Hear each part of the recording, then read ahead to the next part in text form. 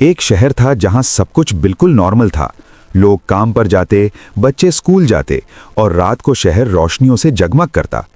लेकिन किसी को भी अंदाजा नहीं था कि एक छोटा सा एक्सपेरिमेंट पूरे शहर को तबाही की तरफ ले जाने वाला है। शहर के एक कोने में डॉक्टर अरमान नाम का एक साइंटिस्ट रहता था। वो बहुत सालों से एक एक्सपेरिमेंट पर काम कर रहा था।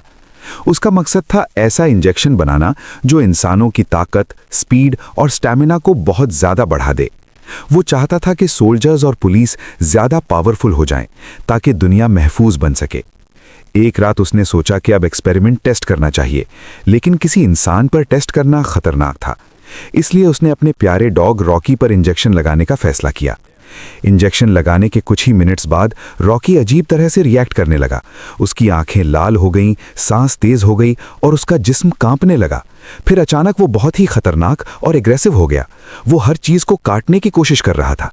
डॉक्टर अरमान घबरा गया। उसने मुश्किल से रॉकी को पकड़कर एक मजबूत रस्सी से बांध दिया और लेबोरेटरी के कमरे में बंद कर दिया। लेकिन रॉकी अब पहले जैसा डॉग नहीं रहा था। उसके जिस्म में एक ज़ॉम्बी जैसा वायरस फैल चुका था। उसकी ताकत इतनी बढ़ गई थी कि रात के अंधेरे में उसने अपनी रस्सी तोड़ दी। लेबोरेटरी का दरवाज़ा तोड़कर वो बाहर भाग गया। उस रात से शहर की किस्मत बदल गई।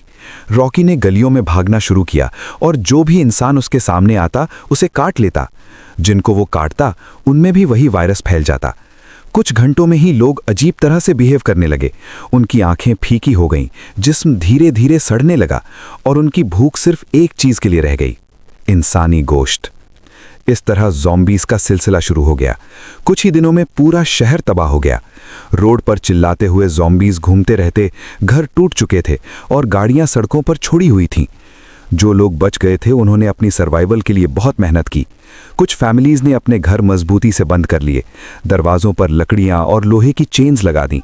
सुपर स्टोर्स और मार्केट से राशन जमा कर लिया ताकि जब तक पुलिस या आर्मी की मदद आए वो जिंदा रह सकें। लेकिन मदद कभी नहीं आई। महीने गुजर गए। बचने वालों में एक फैमिली भी थी जिसमें एक लड़का जिम था जो पुलिस ऑफिसर था। उसके साथ उसकी छोटी बहन ओंजो भी थी। जिम रोज कोशिश करता कि किसी तरह पुलिस स्टेशन तक पहुंचकर रेडियो से किसी और सिटी से कांटेक्ट कर सके। एक दिन उसने हिम्मत करके पुलिस स्टेशन का रुख किया, लेकिन जब वो वहां पहुंचा तो उसका दिल टूट गया। पुलिस स्टेशन बिल्कुल खाली था और जो पुलिस ऑफिसर्स वहां थे वो सब ज़ॉम्बीज़ बन चुके थे। जिम मुश्किल से वहां से जान बचाकर वापस घर आया। ओंजो बहुत परेशान थी। अब हम क्या करें जिम, क्या हम भी यहीं मर जाएंगे? ओंजो ने डरते हुए पूछा। जिम ने हिम्मत से कहा, जब तक हम जिंदा हैं हम हार नहीं मानेंगे। लेकिन कुछ दिन बाद एक और मुश्किल आ गई। उनका राशन खत्म हो गया। अब घर में रुकना नामुमकिन था। इसलिए उन्होंने फैसला किया कि आज वो बाहर जाकर देखेंगे कि शहर की क्या हालत है और शायद कोई और जिंदा इंसान मिल जाए। रात का वक्त था। अंधेरा इतना ज्यादा था कि सड़कें बिल्कुल सुनसान लग रही थीं। जिम और ओंजो ने खुद को अच्छी तरह कवर किया, जैकेट्स, ग्लव्स और मास्क पहने। फिर हवा की आवाज और दूर कहीं ज़ॉम्बीज़ की हल्की सी घुर्राती हुई आवाज सुनाई दे रही थी। वो संभल कर आगे बढ़ रहे थे कि अचानक ओंजो ने दूर एक घर की तरफ इशारा किया। जिम, देखो, वहां लाइट जल रही है। दोनों हैरान हो गए। इतने महीनों में उन्होंने किसी घर में रोशनी नहीं देखी थी। वो धीरे धीरे उस घर के पास गए। जिम ने दरवाजे के पास खड़े होकर आवाज लगाई, क्या कोई यहां बचा है? क्या किसी को हमारी आवाज सुनाई दे रही है? कुछ सेकंड्स तक बिल्कुल खामोशी रही। फिर दरवाजा हल्का सा खुला और वहां से एक छोटा सा डरा हुआ बच्चा बाहर निकला। तुम ज़ॉम्बीज़ तो नहीं हो ना? उसने धीरे से पूछा। जिम ने मुस्कुराकर कहा, नहीं, हम भी तुम्हारी तरह बचने की कोशिश कर रहे हैं। बच्चे ने अपना नाम बताया। मेरा नाम सियोंग है। मेरे मम्मी पापा को ज़ॉम्बीज़ ले गए।